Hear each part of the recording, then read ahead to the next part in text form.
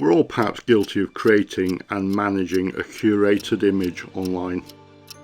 One which shows us in the best light, or portrays our lives as extremely exciting and full of success and adventure. We post our holiday snaps, but not the hours of us sitting at desks in drudgery, or doing mundane jobs to pay the bills. We don't celebrate our failures, we hide or conceal them. This is also true of bonsai. We're happy to show off our successes, our most beautiful and vigorous trees, but not so much our failed experiments or dead plants. But failure provides an opportunity to learn, to understand and to grow. This then is my video about bonsai failures and dead trees. It has been a fierce year for bonsai, and with intense heat and drought. Keep watching to see how many trees I killed this year, and perhaps more importantly, what lessons can we learn?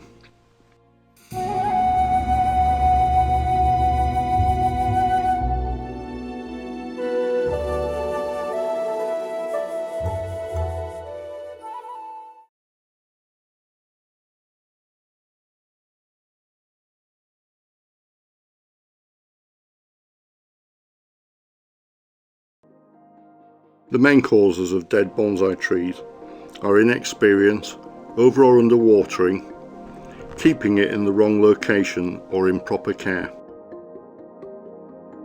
Many people buy their first bonsai tree from a garden centre or nursery, or receive the plant as a gift from a well-meaning friend or relative and simply keep it in the wrong environment. Outdoor trees such as Chinese elms or juniper are often incorrectly sold as indoor trees, when in fact there is no such thing. Trees naturally grow outside. They need light and water and air. Our homes are an entirely artificial, unnatural environment for them, which is often too dry or too dark. Keeping a bonsai in poor light or above a radiator on a windowsill will likely spell doom for the tree. Trees left in shady corners dwindle, lose vigour over time, and simply die. The only exception to keeping trees outside would perhaps be tropical trees, which need protection from the cold weather and frost, as they naturally grow in hot and humid environment. A ficus, for example, is a jungle plant. It might thrive outside in the height of summer, but freezing temperatures will kill it. The first job then of anyone buying a bonsai tree is to know exactly what kind of tree you have and to learn the proper care needs. Research online, websites like Bonsai Empire have excellent care guides for most popular species of bonsai. How can you tell if your tree is dead? Sometimes it's all too obvious. Dead foliage, dead branches. But be aware that deciduous trees naturally lose their leaves over winter as part of the natural life cycle. They enjoy a period of rest and dormancy over winter, then come back to life miraculously in spring and put out new buds and foliage. If you're unsure whether your tree is dead, then you can try scratching away a small piece of the bark on the trunk. In many healthy trees, a green layer of cambium will be visible beneath the bark, showing signs of life. If this is not visible, then your tree may well be dead. However, it's not always the case. In some species this may be less visible. Podocarpus or Buddhist pine is an example. So the classic way of checking whether your tree is still alive is to scratch away an area of bark on the trunk. And what you're expecting to see there is green cambium, and you can see here there's absolutely no sign of green cambium. Fairly certain that this tree is dead. In fact, it hasn't been watered properly for probably about a month now. The problem with this scratch test is it's not always 100% reliable. Here's a tree where if I scratch away at the bark, you can see it doesn't appear to be green there, but the tree itself is perfectly fine.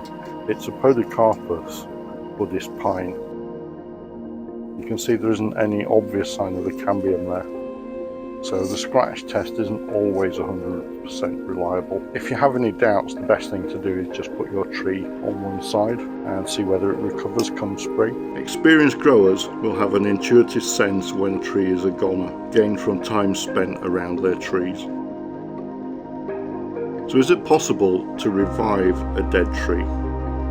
You might ask if your dead tree can be saved. While it's not possible to perform a miracle and resurrect a dead tree, it might be possible to save a tree which is just barely clinging to life. You could try leaving the tree outside in a shaded spot and see if it revives. Sometimes what might appear to be an otherwise dead bonsai tree will recover in spring if given the opportunity. If in doubt, don't throw your tree away. Simply put it aside and see what happens in spring. You might be surprised. So here then are my failed trees in 2022 and what I learned.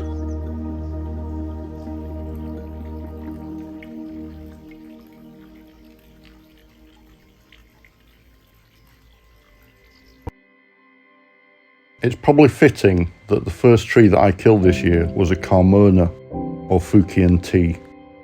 It's a notoriously difficult tree to keep, and even experienced bonsai growers can find it a challenge. I was first attracted to this tree in a garden centre because of the unusually thick trunk and the great taper. In fact, it looked a lot like the Lego bonsai kit in shape.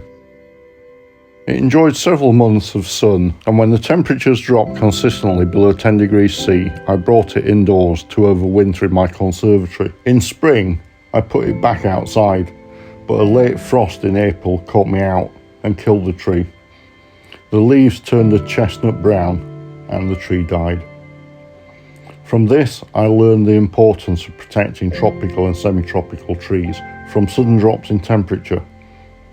It's possible to have late frost in the UK, even into May. Be aware and be ready to act accordingly to protect your most vulnerable trees. This is a copper beech bonsai that I planted into this pot last year, and it's been growing away in a corner of the garden for a while. It was fine in spring, but once we got to the warmer weather, it sort of wilted and dried out. Now, what can I learn about this? Well, one thing is that it makes sense whilst you're watering your trees to make sure that you check every tree. If you've got a tree that's in a neglected corner of the garden, then this is the sort of thing that you're likely to see. A neglected tree doesn't get the care it needs. The other thing is that as a beech, it's quite a thirsty tree. It's not very drought tolerant, and I think it was purely a matter of this tree went without water for perhaps a week in the warmer part of the year, and it's just struggled and died. I've got here my Larch forest, which I put together last year, and it did okay last year, but for some reason this year it didn't really take off in spring. The trees really struggled. Although they put on some green foliage, they browned off very quickly, and one by one they all started to die. Now, what's interesting about this particular bonsai is that it was sat on the benches next to a smaller forest which has, I think, 5 trees in it, and that one was fine. It's just really this large one which had a problem. Perhaps the lesson to be learnt here then is that trees of the same species in the same environment can fare differently. Sometimes it's just down to the individual trees. I think perhaps one issue that I might have had is that the blackbirds attacked the soil on this one quite a lot, and I was constantly having to backfill the pot. So I suspect that might have done for the roots, and that might be the reason why this particular bonsai has dwindled and died.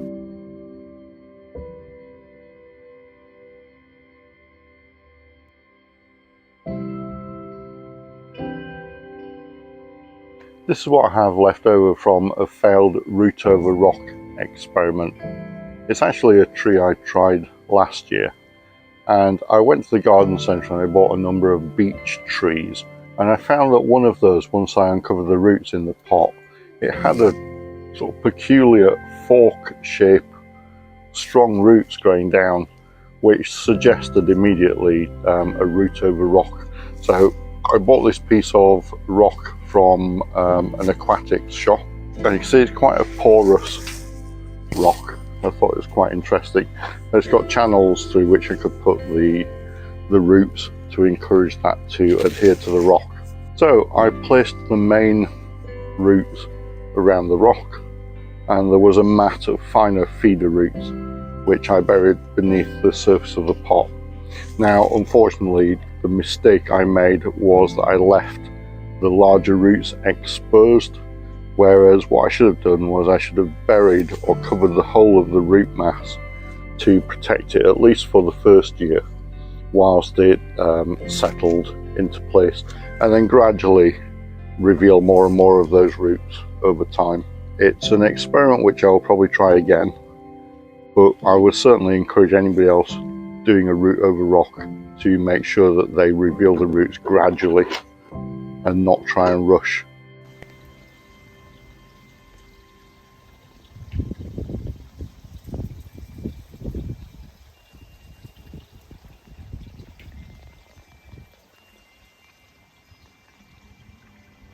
I've got here an example of a tree which I'm going to set aside and just see how it fares next spring. This is my dwarf azalea, and as long as I've owned it, it's never looked a particularly healthy or vigorous tree. In fact, last year about this time I was fairly certain that it was dead, and I left it, and when it came to April I was quite surprised when it actually budded out and flowers emerged in May. So I'm going to pop this on one side and just see what happens in spring. I can see on the underneath of the pot that it has actually been putting out roots into the larger pot which has been sat on in the background here. So I'm just going to leave that, and with a bit of luck we'll see flowers next year, and if not, at least I've got a nice pot that I can put something else into.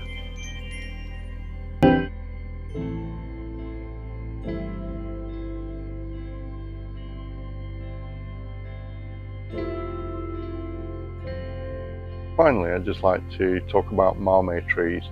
Because these things are in much smaller pots and hold much less soil, they also hold much less moisture and water. So it's important, particularly in the warm part of the year, to make sure that these get regularly watered.